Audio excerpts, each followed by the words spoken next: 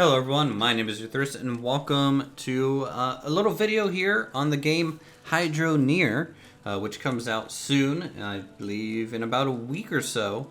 You guys will be able to find this on Steam for about $10. So if you like what you see this episode, definitely check it out. There'll be a link in the description down below. This episode I kind of want to cover some basics of what I'm doing in Hydroneer to start out as a new player myself. I haven't really, played or put too many hours in the game yet. I streamed it a bit to get my bearings, and now I kind of want to go over and make a little bit of a starter video for everyone else. Some of the tricks and tips that I picked up streaming myself and also through the chat at the same time. So we are here at the beginning plot. This is where you will spawn in when you first start Hydroneer and make a new save. You'll have a tractor there in the distance and basically just a shovel and a light to your name.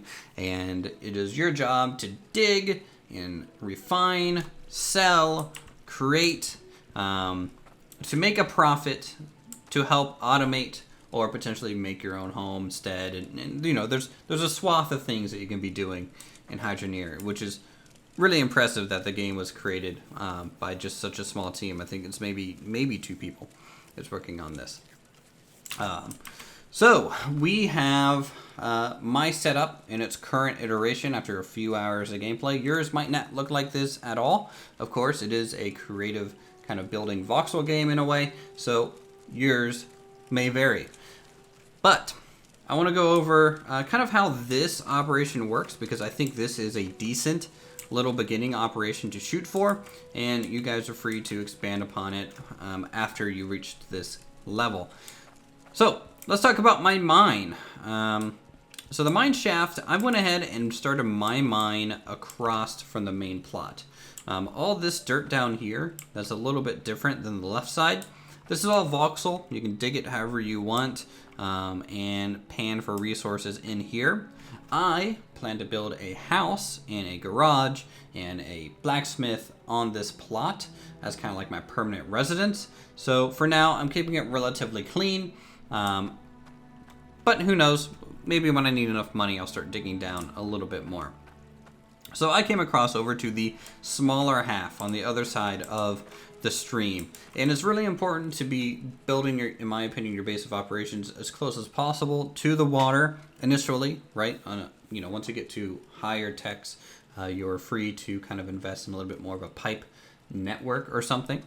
But we started out, we had this shovel here. This is just the beginning basic shovel. You can see it's just got a normal shaft and a blade at the bottom.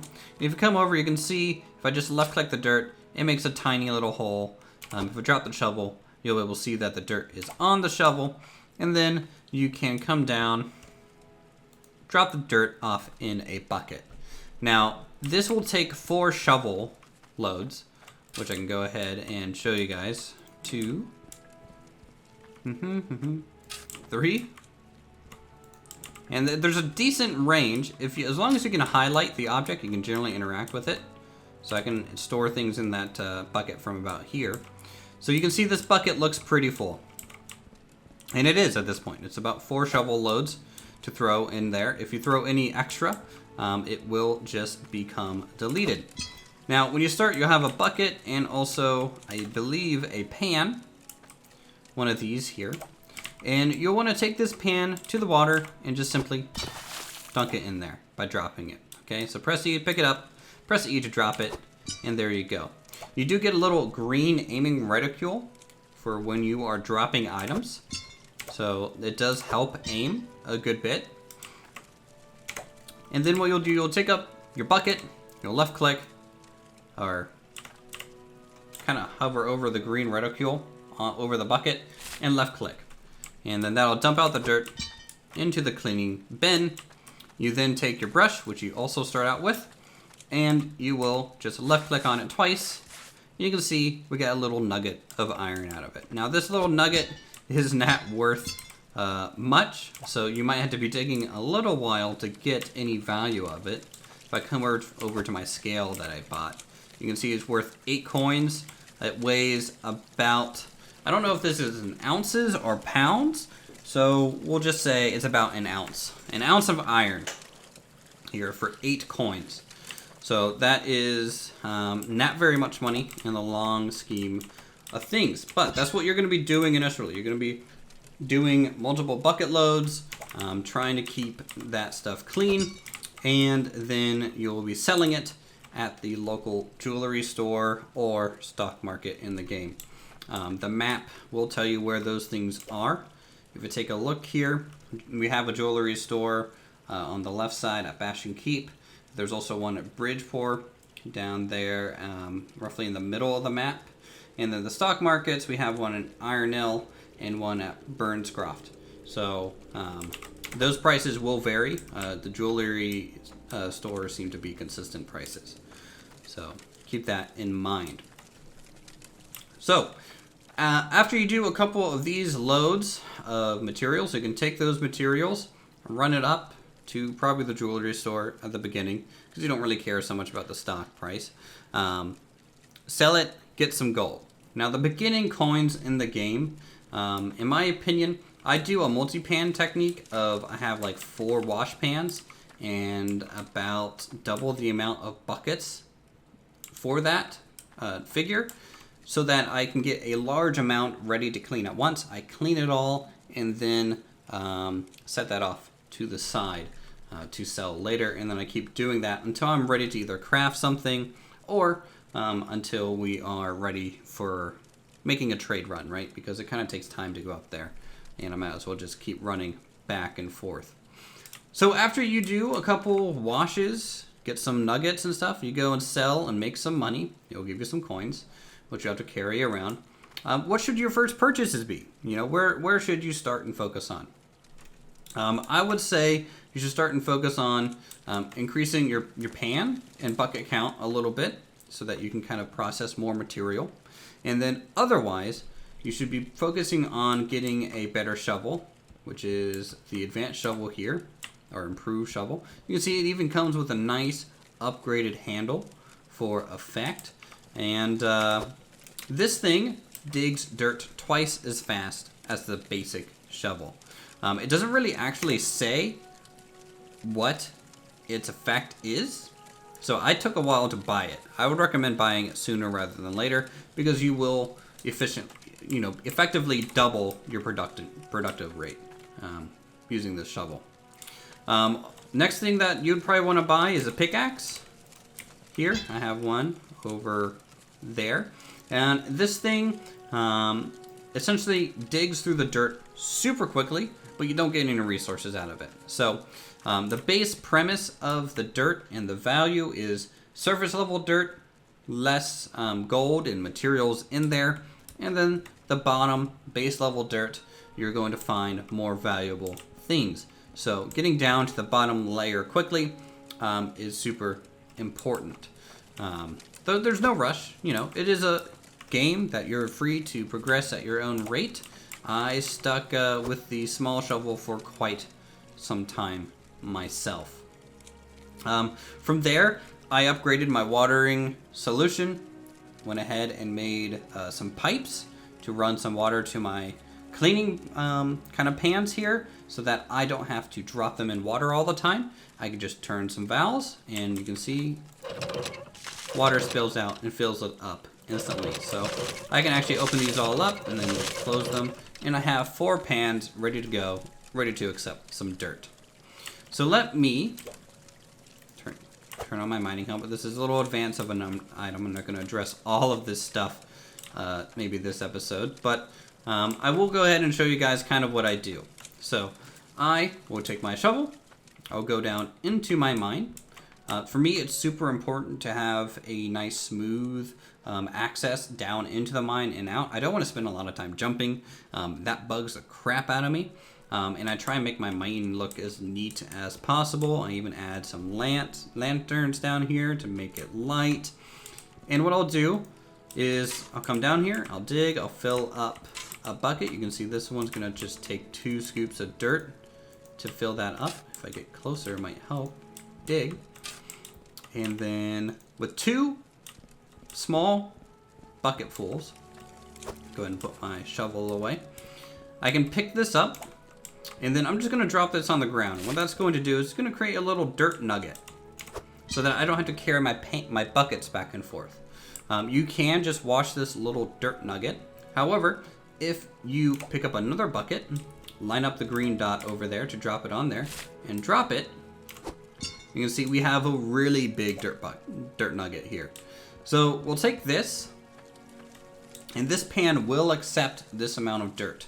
You can't just like press E and drop this in here. You're gonna have to do the advanced place button, which is holding down E. You can see now I'm kind of holding it out in front of me. I'll look at a pan, tap E again, and all that dirt fit into this pan here. I'll grab my brush. I'll go ahead and give it a quick clean, and I got nothing, which can happen. That's one of the things with this game, right? You're not guaranteed to find anything. You know, sometimes you are going to have to dig a little bit, and so that's why I grab so much dirt at a time, right? Because you want to grab as much as possible to increase your chances of having a good yield. Most of the time I'll fill up all these buckets before I bother making any sort of run up to the cleaning station, but for this video I don't think I should have to. So with that, we will go ahead and clean this. Whoa, okay, sometimes it'll do that and kind of jump out of the pan, but you can see we got a little bit of a gold nugget here. So that's actually some value. In fact, if I were to go over to the scale to where we had the iron nugget, that was worth only 8 coins. This one nugget is worth 25 coins. So that's almost 3 times the value of this item, which is pretty nice. Let me throw this into a crucible, I guess, and store it. So from there, you are just free to sell these nuggets. You know, that's how you're gonna get your beginning gold. If you smelt them down using a foundry, which is an advanced kind of mid-tier item, and these crucibles, you will get bars, which you can sell. I believe they have an increased price, or you can use it for crafting on an anvil to make items at an even higher price. So there is, you know, mining, cleaning the resources, refining the resources, and then crafting the resources for the highest value. There's also fishing in the game, by the way, which is something that I haven't done much of, so I'm not going to touch on. But it's there, so you're free to try it at your leisure.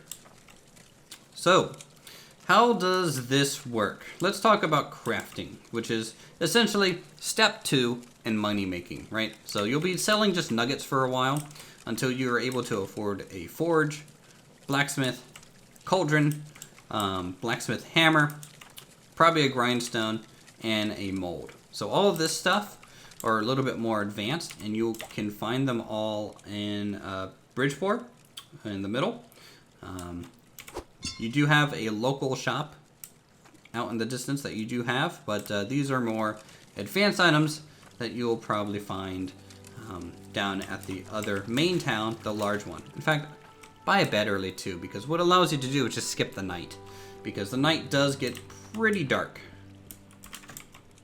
It can make for a pretty dark video as well. So how do we craft things? So you're gonna place down an anvil, and to place things in the world, it's interesting. When you pick up an anvil, you'll left click, and then you'll be able to place it down in a highlighted fashion. It'll snap to a grid, and then so you don't accidentally just, you know, pick it up again, you have a construction hammer that nails things down. So if I tap this, you can see it's orange. It's highlighted orange. That means I can pick this up.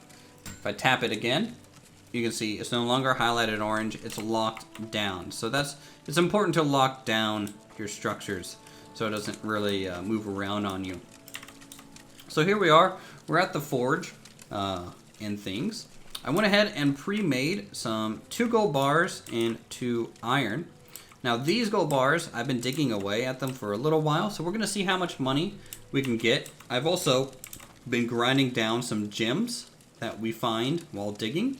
Let's see what our most valuable one is. So we got a sapphire, that's 45. coins.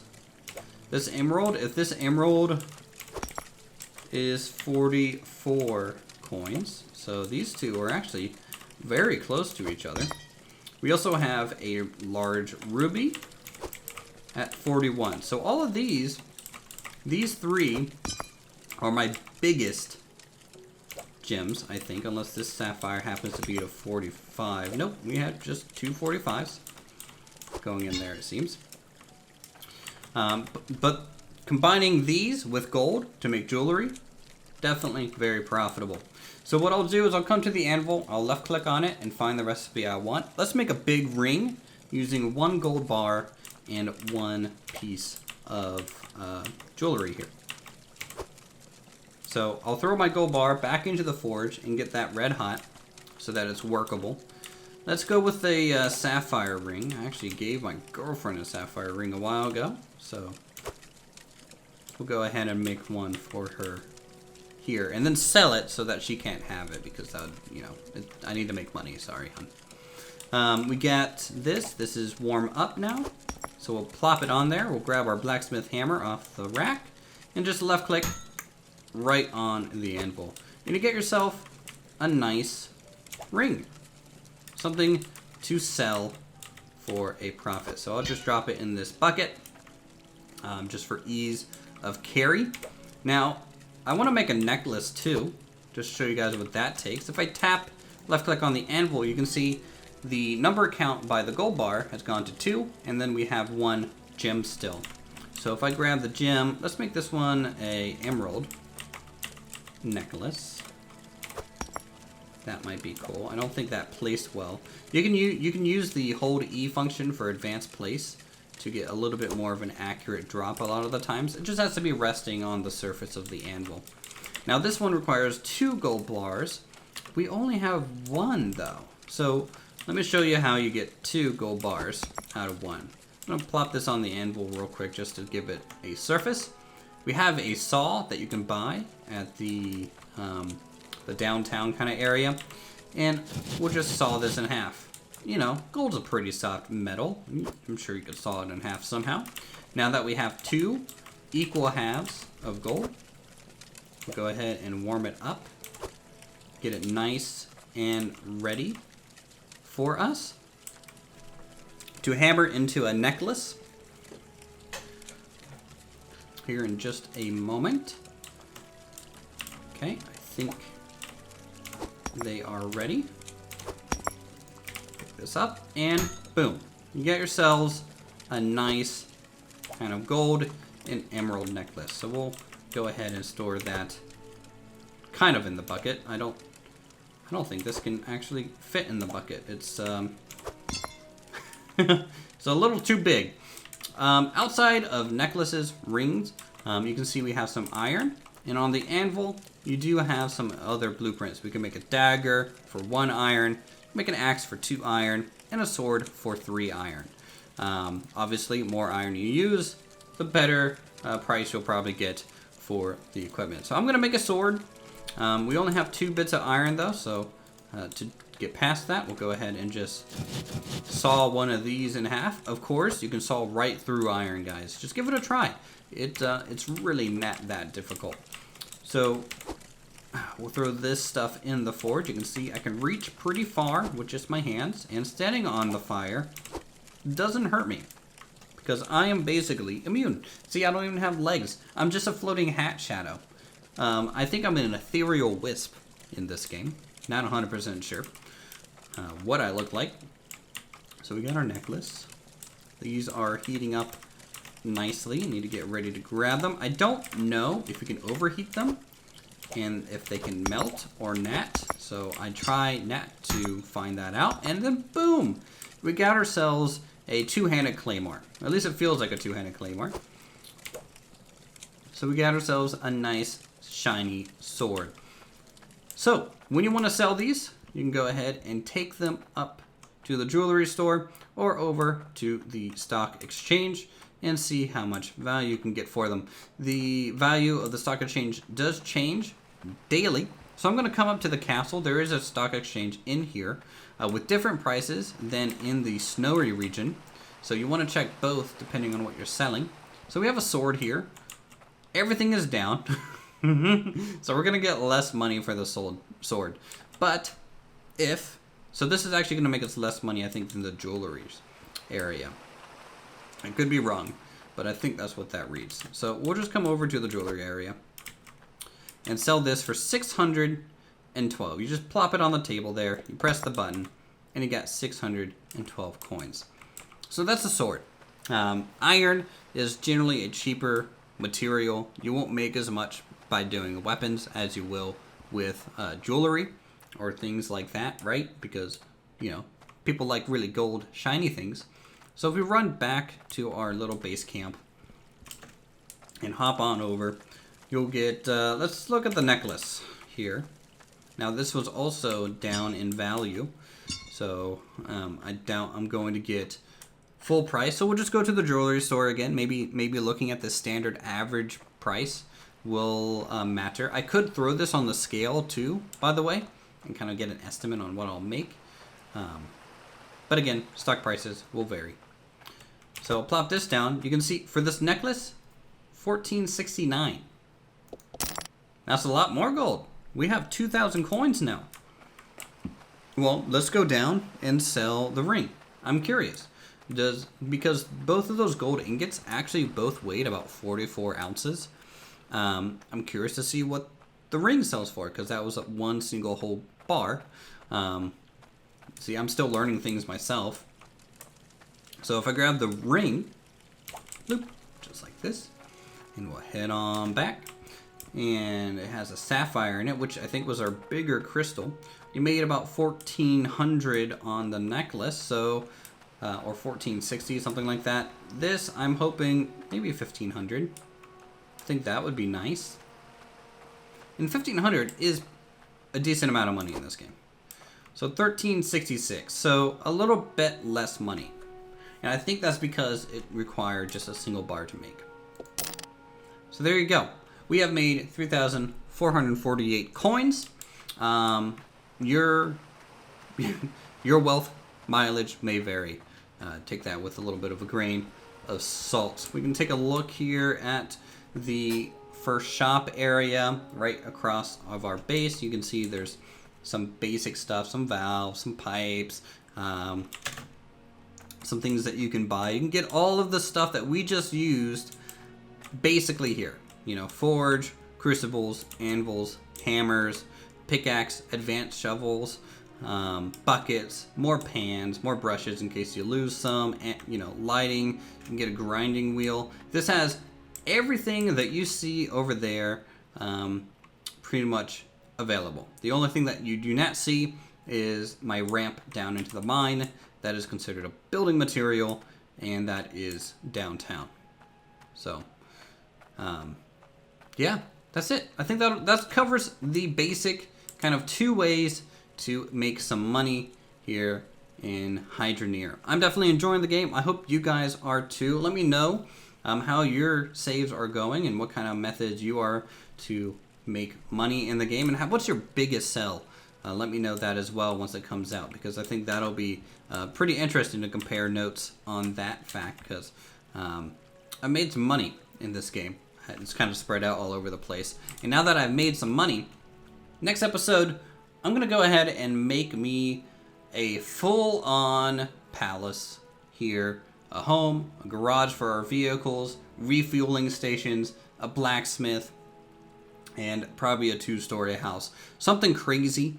So definitely look forward to that as I test out the building mechanics in Hydroneer, because they are pretty swell, I think. Pretty swell. So with that, thanks everyone so much for watching. If you are enjoying the stuff for Hydroneer, definitely leave a comment down below and leave a like. Subscribe for more creative goodness such as this, and I hope you guys are looking forward to this game as much as I was, and we'll see you all in the next video.